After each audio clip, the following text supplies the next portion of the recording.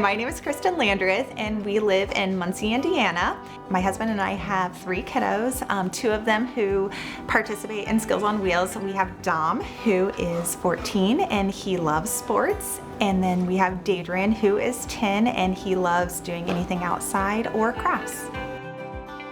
So my boys, they have mitochondrial disease, so it's a neuromuscular disease. Basically is the breakdown of when individuals eat food. It's broken down in the ATP cycle, and that is what creates energy to feed any organs within the body. The body doesn't always make the energy needed, and with my boys, what I find is they can do something for a little while and then they fatigue. So that's why when we go to the zoo, for instance, we use the chairs, just because that energy gets taken up. For my career, I'm also a special education teacher, so I'm always looking for opportunities for individuals to do that have disabilities. And that's where I tried to figure out what the best answer would be. Should I do Skills on Wheels? Was it more geared towards individuals who use chairs full time? As my boys get older, there's a good chance that they'll be more needing to use their chair for more and more activities, and learning the skills younger and being able to kind of use those skills, I figured they'd be more comfortable relying on their chair or maneuvering throughout the community.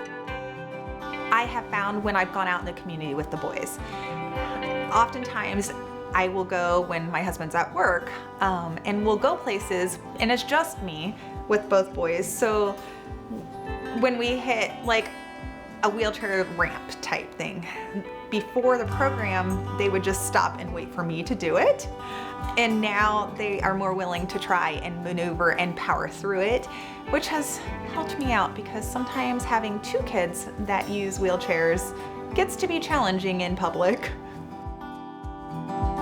Dom had worked on just how to wheel his chair more effectively. He has a tendency to grab higher and just push forward as opposed to grabbing back and pushing forward. So things like that, just ways of using less energy. Dadrian enjoyed working on doing wheelies, which we never knew was a possibility. Dadrian was working on going over lips of things or edges, going downstairs, which I also did not know you can do in a wheelchair, so all new to me. With the boys playing wheelchair basketball, there were a number of the parents that were there from wheelchair basketball. So I talked with a number of the parents that I already knew, and then met some of the new ones, being able to talk with other parents that might have tips or tricks, and someone might know something that I didn't know, or vice versa. Everyone has a positive attitude that I've interacted with. It's nice to know that you're not alone. Just seeing that the boys were able to do something that I've always had to help them with was such a rewarding experience. I mean, the physical skills, yes, the end result was trying to improve those so that they could access the community better. But for my boys, for instance, I think more that emotional piece of, yes, I can do this and I can be independent and I can try to do things, was probably the most important piece for me, and especially with Dom. I knew he could do things, but he was never willing to try it because he already had determined that he couldn't do it. So being with people that are not mom and dad, making him try it has opened up more opportunities for him to be willing to see that he can succeed.